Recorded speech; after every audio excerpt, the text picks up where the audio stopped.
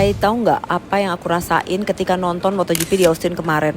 Itu bener-bener kayak kita tuh kembali ke old school time di mana banyak banget overtake cantik yang kita bisa tonton. Nah, lihat banyaknya overtake dan motor yang benar-benar deket satu sama lain, aku tuh jadi berpikiran, jangan-jangan masalah naiknya suhu ban yang selama ini selalu menjadi masalah tuh udah bisa teratasi nih sama para pabrikan.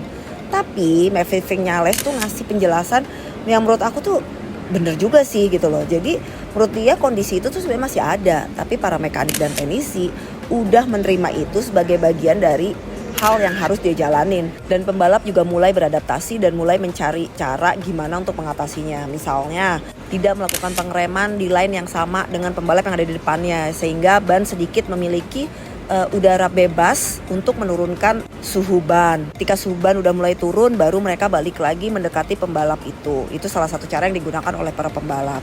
Dan juga saat ini tuh kondisi ban itu sudah mulai mengalami peningkatan development ke arah yang lebih baik.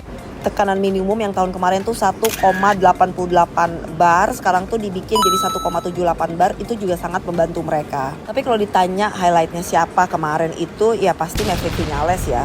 Begitu kuatnya dia, apalagi pada saat dia di awal balapan, dia tuh sempet terdorong keluar dan melebar di corner 1, di corner pertama.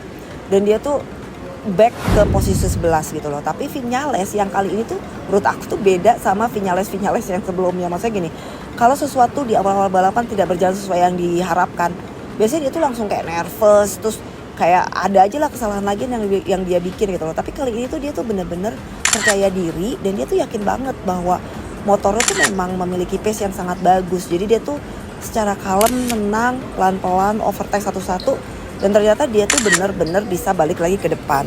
Keren sih. Yang kedua jadi highlight ya tentu aja Pedro Acosta. Udah deh, udah gak bisa ngomong dengan anak satu ini. Dia tuh bener-bener berusaha melakukan apa yang biasa dia lakukan gitu loh. Dia bener-bener nge-push sebisa apa yang dia bisa.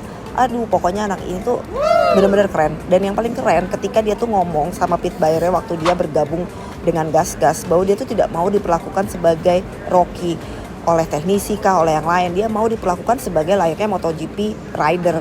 Jadi dia akan melakukan segalanya untuk bisa menang. Itu menurut aku sih mental juara banget deh. Yang gak terduga adalah Marc Marquez. Kita tuh udah yakin melihat dia kalem, dia bilang ya kita harus realistis segala macam. Tiba-tiba dong dia bener-bener nge-push motornya sampai akhirnya terjatuh. Pasti kita semua bakal mikir dong, wah ini sih pasti dia kegedean nih ambisinya. Tapi ternyata gak gitu ceritanya. Jadi menurut Marc, dia tuh ngerasa bahwa remnya tuh beberapa kali gak berfungsi dengan baik gitu. Dan Marc mikir, mungkin ini karena kepanasan nih, jadi aku harus buru-buru ada di depan nih supaya mungkin tuh bisa ngademin remnya dan akal kembali baik. Tapi ternyata gak kejadian deh. Di tikungan 11 dia terjatuh. Nah, sang juara dunia Pecco Bagnaia itu mengalami masalah pada ban. Jadi dia bilang dia tuh bisa fight untuk podium tuh cuma sampai lap 6 atau lap 7. Selebihnya dia benar-benar udah gak bisa mengendalikan lagi. Ban belakang yang habis dan juga cetring di mana-mana, dan juga ban depan bagian kanannya udah terkikis sehingga dia gak bisa melakukan percepatan yang bagus pada tikungan kanan. Pokoknya Bagnaia tuh benar-benar di balapan Austin kali ini udah kayak ya udah deh gitu, yang penting gak jatuh aja. Tapi di sisi lain dia juga bersyukur karena Enea Bastian ini bisa di podium kan. Jadi nanti tim bisa melihat dan mencocokkan data yang ada. Nah, sekarang kita ngomongin pabrikan Jepang. Jadi kalau kita lihat memang pabrikan Jepang masih tertinggal. Bahkan Fabio Quartararo juga mengatakan bahwa di balapan kali ini tim tuh benar-benar menggunakan semua kesempatan untuk mencoba hal baru yang bisa dicoba.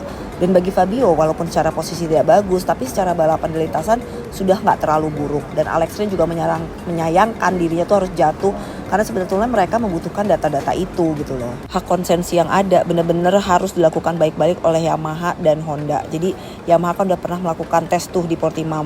Walaupun sayangnya saat itu cuaca nggak mendukung. Tapi mereka akan ada tes lagi nih setelah Jerez, mereka akan tes di Mugello. Dan Honda juga gitu, dia akan ada tes lagi di Barcelona dengan Joan Mir dan Luca Marini. Jadi tim pabrikan Jepang ini kayaknya udah oke lah, tahun ini udah gak ada kesempatan lah untuk mereka mengejar juara dunia. Jadi mereka akan menggunakan setiap balapan sebagai tes untuk mengumpulkan data. Mereka bijaksana mengatakan ini karena menurut mereka hal ini yang memang harus dilakukan.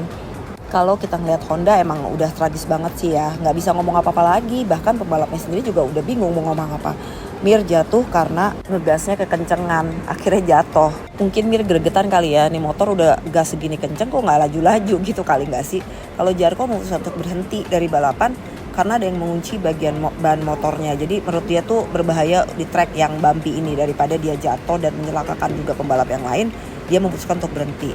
Nakagami juga crash karena kehilangan front end.